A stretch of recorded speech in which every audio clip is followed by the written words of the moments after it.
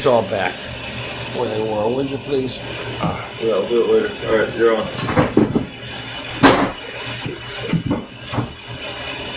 You're on. Hi, you can call me Dr. Dave.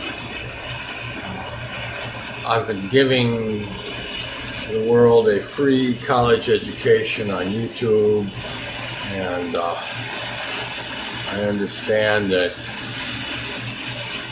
TikTok is less likely to take me down if I start telling the truth and nothing but the truth. If I start serving it blood raw. And I've been taken down. I've had many things removed, and I've gotten cautions about warnings, for doing nothing. In my opinion, nothing.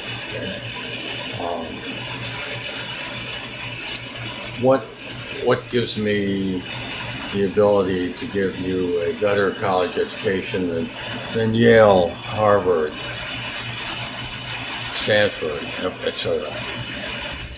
Well, that's a long story, and I'll try to make it short and sweet.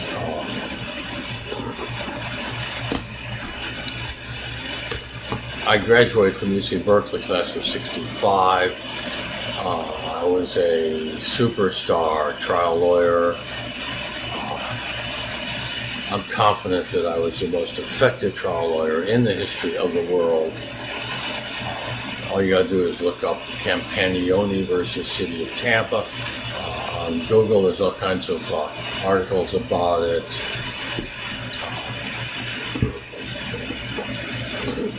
This was a case that had been sent to storage, and no attorney in the country would talk to my client. It resulted in the largest injury verdict in the history of Central and Northern Florida.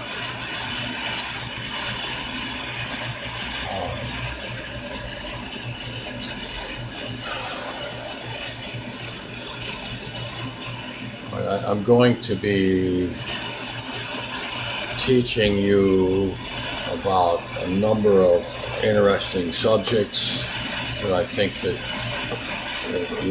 you need, okay, that everyone needs.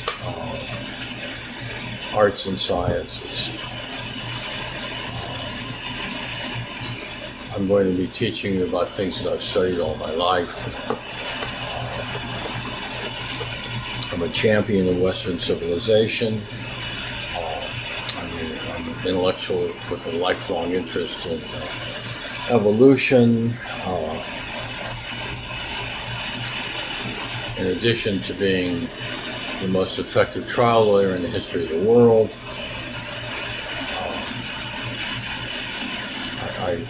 I think I can persuade you that I am the greatest living artist. I'm not a great painter. I paint. I'm going to try to teach you how to paint, but I'm a great poet, the greatest living poet. Why do I think I'm the greatest living intellectual and genius? Well, all right. Let me just sell you on this. Let me persuade you. You've all heard of Einstein's theories of relativity and his theory of his equivalency theory.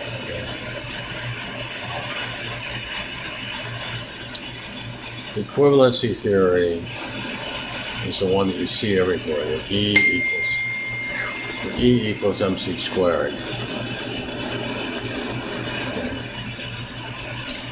The relativity theory is a theory that time is not constant, time is relative. That's where the relativity comes in. So I am going to debunk completely these two theories that have been accepted as religious truths for 100 years. I'm going to debunk them in 15 minutes. Let me turn off this air conditioning. It's too noisy.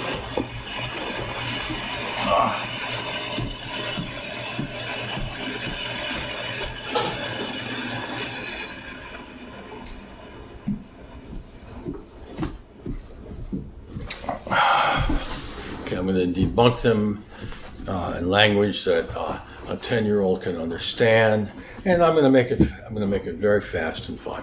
Just give me between 5 and 10 minutes, okay?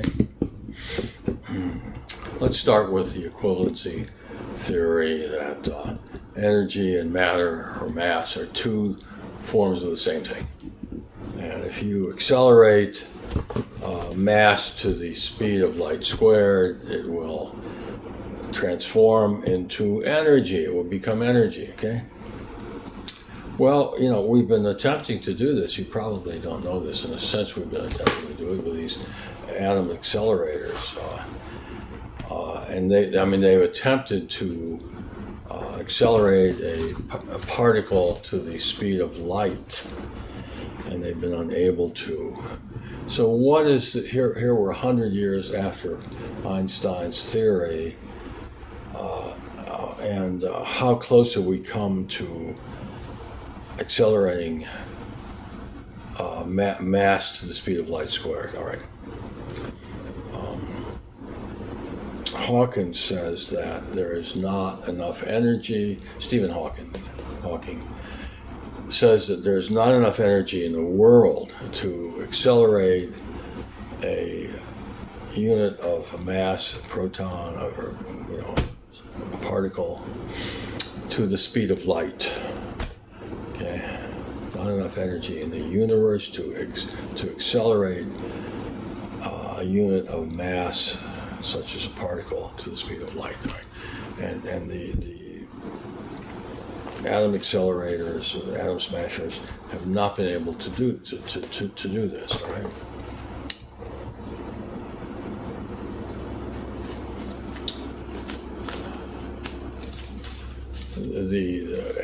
A professor of physics at Harvard, who is now the chairman of the Department of Physics at the University of Boston, says that particles cannot be accelerated to the speed of light. And I think this is a consensus among physicists today. So when we talk about the speed of light, we're talking about 182,000 feet per second. So that means that speed must go this much a foot. Okay, it's got to go this much distance, 182,000 times in 1 second. It's pretty fast. All right. But see, here's something for you to learn, a biggie. I bet you never had the courage to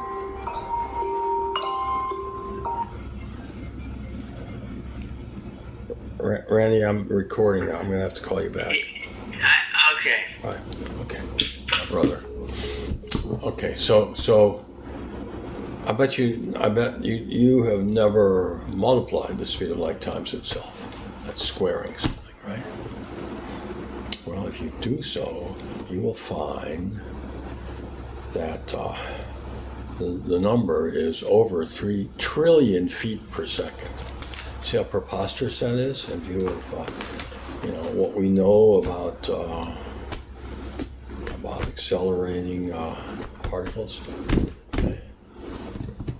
Over 3 trillion feet per second. Right? See, we're thinking that Einstein has figured out that something's going to happen at this speed. See, it's going to transform mass into energy, right?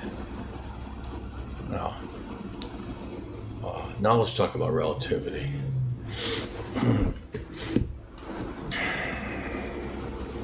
Relativity is a theory that time is not constant, that time slows down at a high enough. If an object is accelerated to a great enough speed, time will slow down for that object. Hence the time travel experiment, which is a theoretical experiment, a thought experiment. And I'm teaching you. I'm not just debunking Einstein. I'm teaching you how to think. What do you do? What should you do here? How do you evaluate this? Well, why don't you?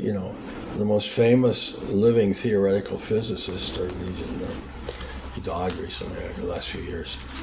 Stephen Hawking, he wrote a book about time. He said, The Short History of Time. He said about time that time was a mystery. Okay, that means we don't know what it is, right? All right, so now we're going to try to determine whether something can slow down when we don't know what it is, right? I would think that would be impossible. Now let's look at what Einstein said time was. He said time is what clocks tell. Well, clocks are synchronized with the rotation of the Earth on its axis. And when we say we're telling time, this is what we're doing. The Earth rotates on its axis 24 hours in a day, right? Now we describe events in terms of which rotation did they occur during. Okay, so if they occurred during the rotation that ended, at midnight yesterday, we say that they happened, on this during this day. We can pinpoint the hour and the second, the minute and the second, right? So we're dividing all of the events that happened before midnight last night. We're dividing and occurred, before the previous midnight. We're dividing them, these events, and we're identifying them as the events that happened on July 7, 2000, right? So what does that tell us about time? Nothing at all. Zero. Time is what clocks tell. Okay. I submit to you that no one knows any more about time than anyone else, including Einstein and Stephen Hawking, who said that time is a mystery. We don't know anything about it. I submit to you that everyone has a perception of the passage of time. Okay? Of course, we can't trust this. That's why we have clocks. Okay.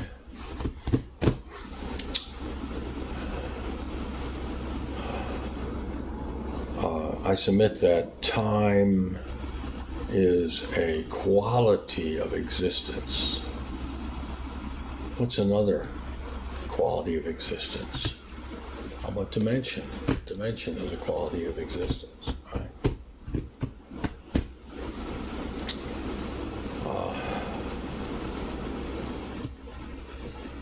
I also find the proposition that time can slow down to be just inherently preposterous, because my brother again. Only objects can slow down. Okay, only things that can move from point A to point B can slow down. So it's not time that slows down. He's really talking about time as a quality of matter. And see, and then time for a unit of matter slows down at a certain speed. Well, that is a bizarre idea that you'd have to prove, right? I mean, you have to prove that by accelerating that unit of matter, the particle, whatever it is. You're accelerating to this stupendous speed, so that time starts to slow down for it. But I mean, the very idea that matter, that time is a quality of matter, is preposterous. Does that mean that in a void, time doesn't exist for a void? Well, we have no reason to believe that. That doesn't make any sense. That's inherently nonsensical, false. Let's say we were able to create a space where there's no matter at all. Okay, well then there should be no time there. See, there would be no time there because time is a quality of matter, and it slows down as matter accelerates. You have the same problem. You can't accelerate a particle to the speed of light even, and of course time is not slowing down for that particle. No reason to do that. All right, so what do these two theories of Einstein have in common? Okay, no one's ever noted this before me. They are both examples of cultural Marxism. Because they both have the same purpose, design. They are designed, created by a communist, Albert Einstein, to do what all social Marxism does: shake our faith, destroy our faith in the world we live in. We thought that matter was one thing and energy was another. No, they're just two forms of the same thing. Okay? We thought that time was uniform. Okay? No, time could slow down. See? Right?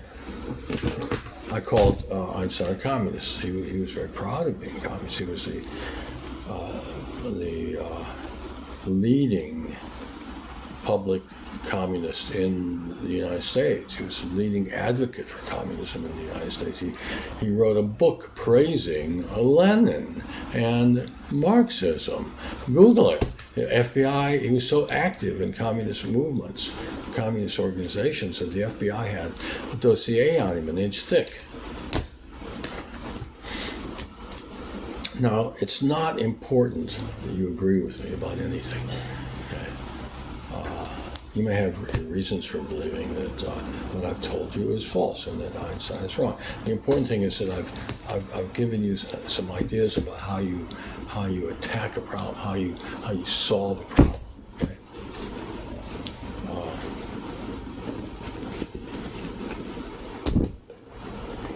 The most shocking conclusion that I've come to in my lifetime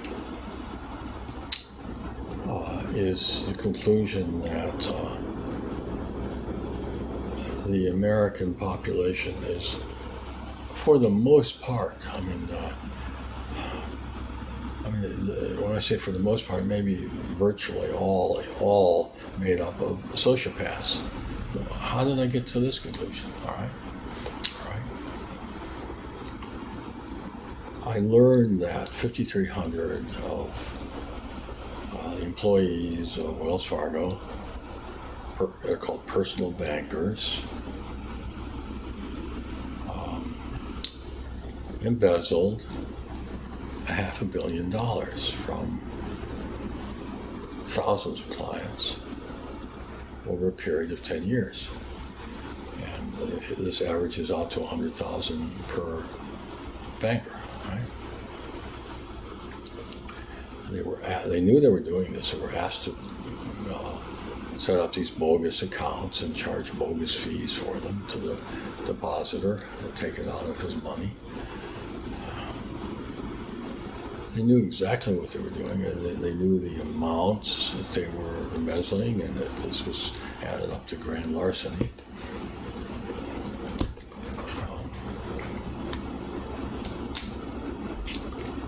So all they had to do, when asked to do this by their supervisor, is say, "Oh, sure, I'll get right on it," and then get another job with another bank. I mean, Wells Fargo is a very prestigious institution. You should be able to get a job with another bank. Why couldn't they get another job? Well, this is part of their sociopathy. We're talking about white families, mostly, with family income of $60,000. These are the people that can't lay hands on $600 in an emergency. So what kind of people are these? They're children. they're adults with the minds of small children. That's what they are. Okay. They were given incentives to do this, bonuses. Okay. So we're talking about the bottom. Oh. So everybody looks at this and says, oh, well, these are bad people. Now they're being punished because now this is on their resume and they've all been fired. How the hell are they going to get another job? It serves them right, doesn't it? Nobody's asked this question. The question that I asked. See? Are they a representative sample of their demographic, which is like, the lower 60% of the American population? Well, why wouldn't they be? Is there anything about them, that would? We're not talking about 2 or 3 people. We're talking about 5,300 people.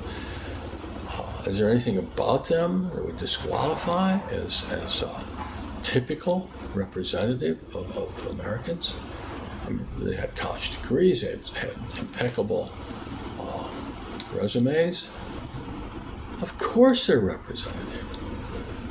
All right, so does that mean that everybody's going to embezzle? No, it doesn't mean that. It means that Americans lack moral character.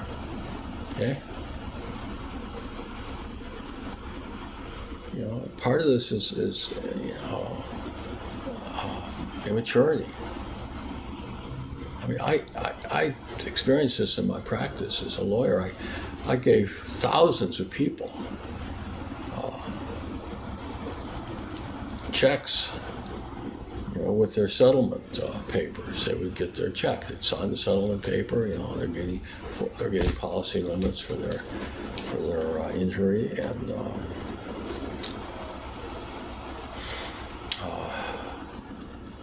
$6,600 typically, 2/3 of $10,000 policy limits in Florida.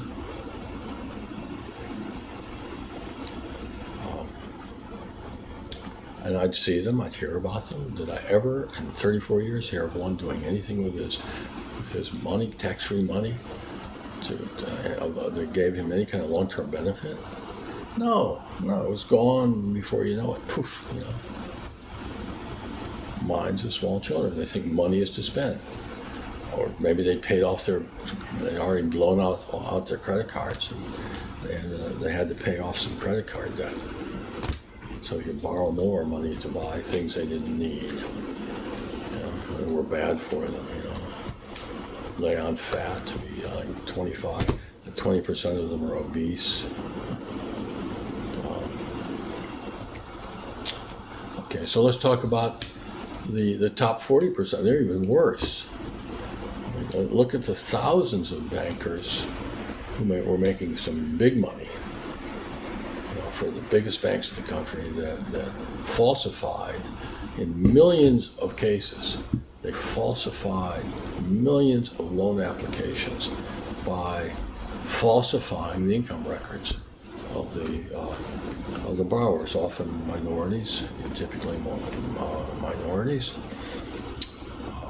More minority couple would come in with their income tax records and say, we want a $200,000 house. And the bank would say, well, I can't justify that. And so he, with your income, so he would just falsify the record on the closing documents for the loan. He would change the income from 40,000, to 60,000, whatever he had to do.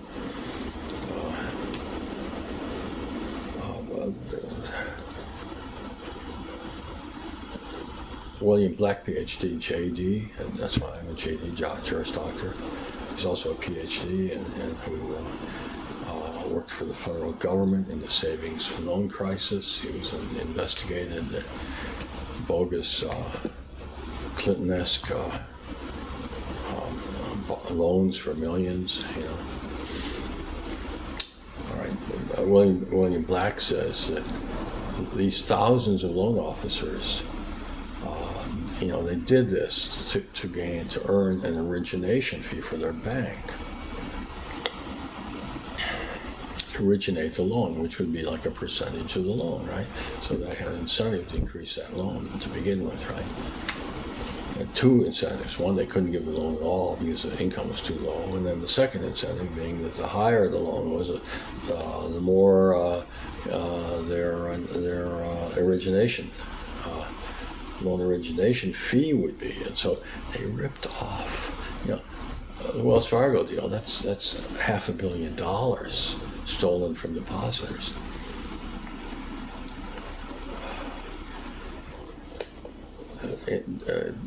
During the few years before 2008, thousands of loan origination officers ripped off $1 trillion in origination fees on loans that they knew were bad loans. They knew, and it caused houses to be built for people that could not afford them and could not pay the mortgage payments, right? So these houses were foreclosed on. Now this put the entire house construction industry out of business, one of our biggest employers, right? This is the biggest blow, economic blow, the single biggest cause of the Great Recession, which, according to Black, caused $11 trillion in losses to the world economy. $11 trillion. I mean, I've met old people that had to get out of the market, and they lost half of their net worth. It's too old for them to recoup it. They're too old, and because of the Great Recession of 2008.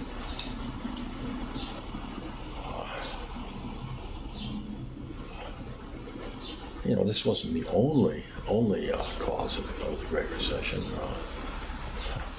You had these investment houses like the 200-year-old Bear Stearns, and they were bundling these bad mortgages into bonds, these worthless, and creating worthless bonds, and then they were using these bonds. They were using these bonds to collateralize insurance policies. Well, they were selling the bonds.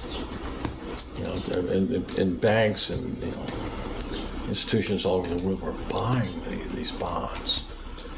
They were worthless, right? Toxic. I mean, we're talking about Bear Stearns, Merrill Lynch, famous institutions, 5 of them. They all went belly up because they had been defrauding the world. You've heard of a derivative. You may not know what it is. Well, a derivative is an insurance contract, and Bear Stearns, that's the prize. I mean, they win the prize. But they were all doing this kind of thing. No, this is going to be fun for you because you're going to understand these things. It's simple, so simple. A derivative is an insurance contract, not to insure a building against fire loss, no. It's an insurance contract in which Bear Stearns, for example, says if A does not pay B $1 million debt, if they default to the extent of $1 million on a debt that they owe to B, A owes to B, okay, we will pay B the $1 million. Now B then pays insurance premiums for this derivative, right? You're not going to believe this one. This just discredits our entire federal government because they're supposed to be regulating this, right? This is how they regulate something.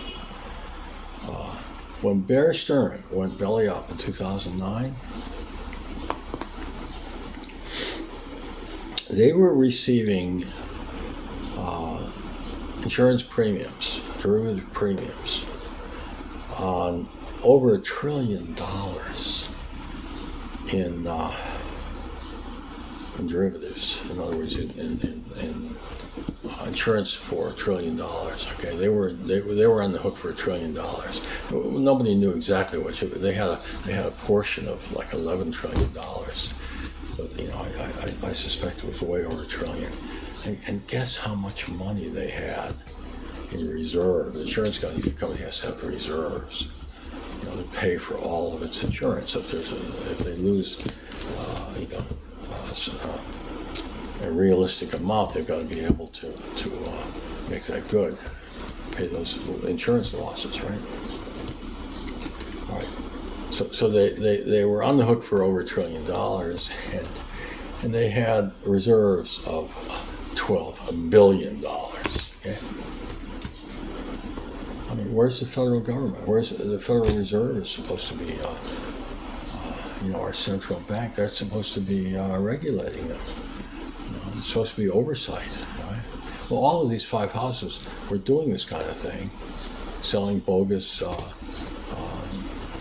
bonds backed by these bad loans, these so-called subprime loans. They each involve multiple felonies, but they don't call them felonious loans. They call them subprime loans because they don't want people to know what's going on. Okay? That's part of zombification. Right? For generations, you're kept in the dark. For generations, you're programmed, and then you become an American, a zombie.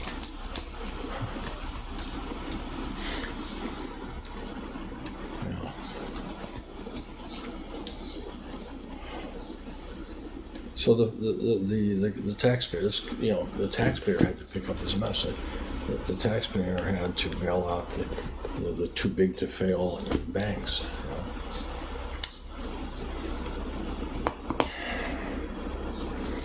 All right, see, so I've demonstrated here.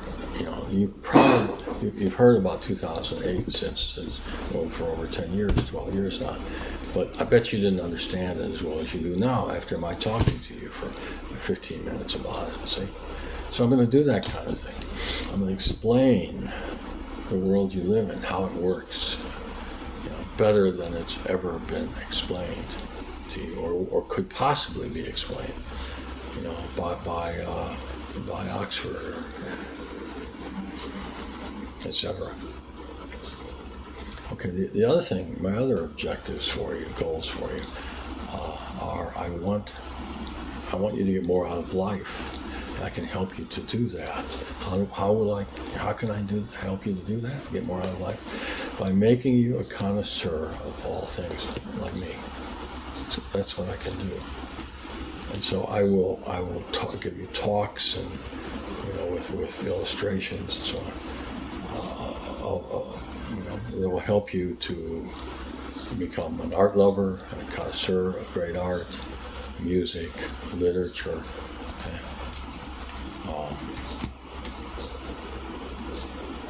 A connoisseur of life, appreciator, someone who appreciates just finer things in life in general, feminine beauty and nature. So I can do this. I know I can because I'm a connoisseur of all things myself. You see already my ability to communicate.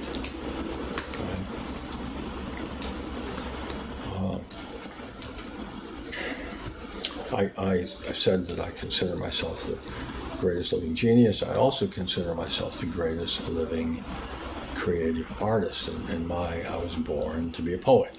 And I could not be a poet because the dogmatism of modernism,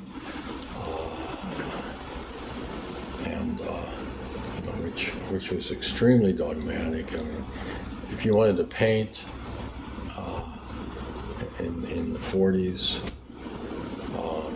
and 50s, you had to paint according to this modernist dogma. Like, for example, in the 40s, you had to paint abstract expressionism, which is not art. And I'll explain.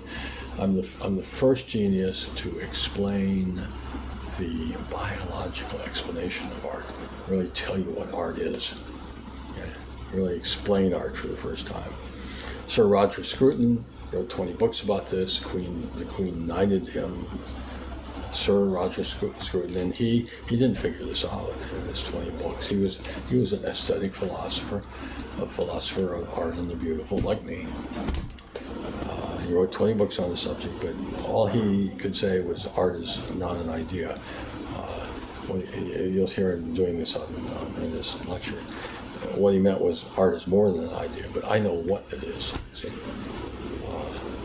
And and I will explain to you that art is in our DNA and how it got into our DNA, how it became part of our DNA, and what our DNA is calling for, what it wants. You know,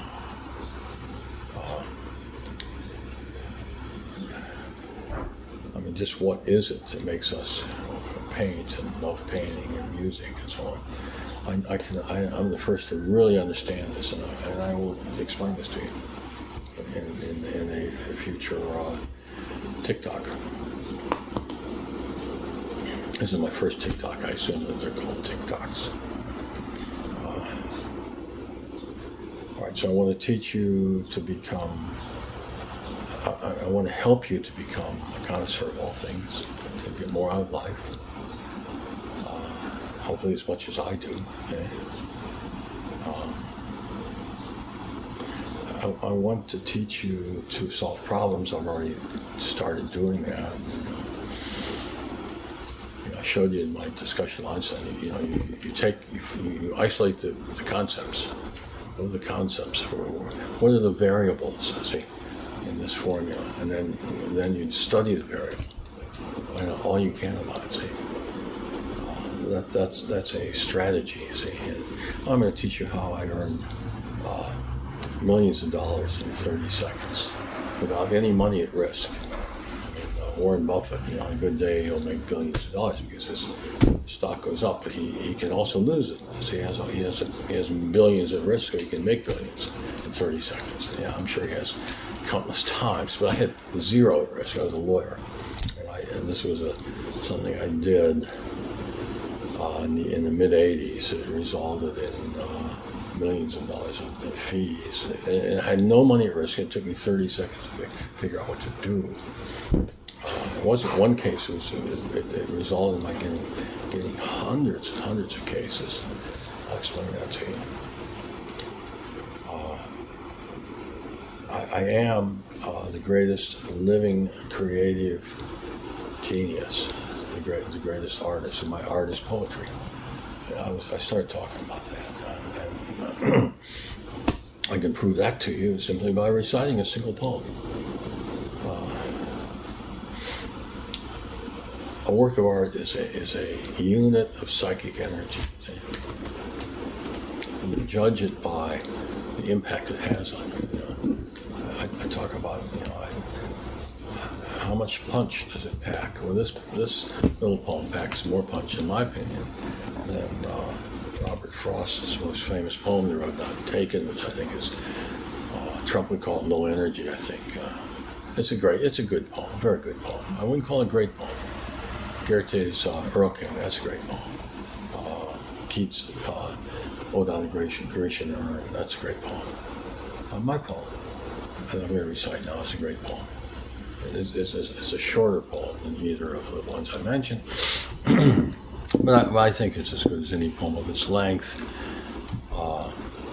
It's absolutely unique. It's a lyric poem written by me, boy on a farm, at 19. Okay. Well, I'm 77, so I mean that was in the 50s, and people were not writing lyric poetry, but this works. You're not going to hear this poem.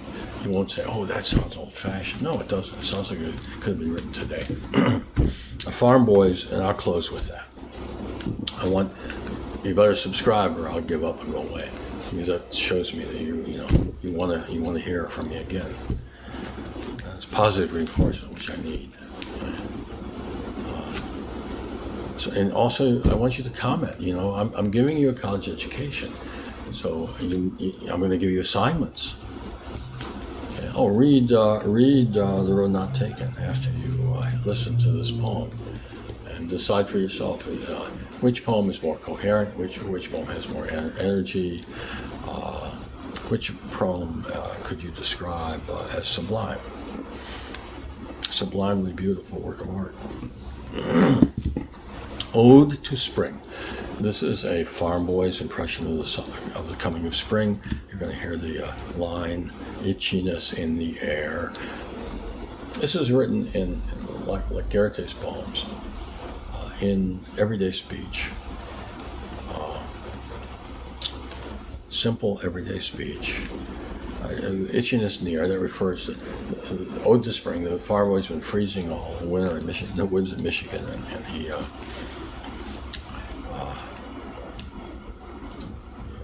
the sudden warmth, changing the climate, makes him feel, puts his teeth on the edge a little bit. Perhaps you may not have experienced that unless you live in a northern clime. Okay. So that's what the phrase, the sentence, line, the poetic line, itchiness near, that's what it refers to. Of course, in Michigan, the snow melts in the spring and everything turns to mud. Okay, so now you got enough background to understand the poem the first time you read it or hear it. Ode to Spring. Mud weather. Itchiness in the air. Birds and hogs are happy, though the trees are bare. And there's still a dirty crust of snow on fences here and there. Mud weather, and the sun's got more land in heaven than before. All right, so let me hear from everybody, and I will be back soon. Tech? Yeah.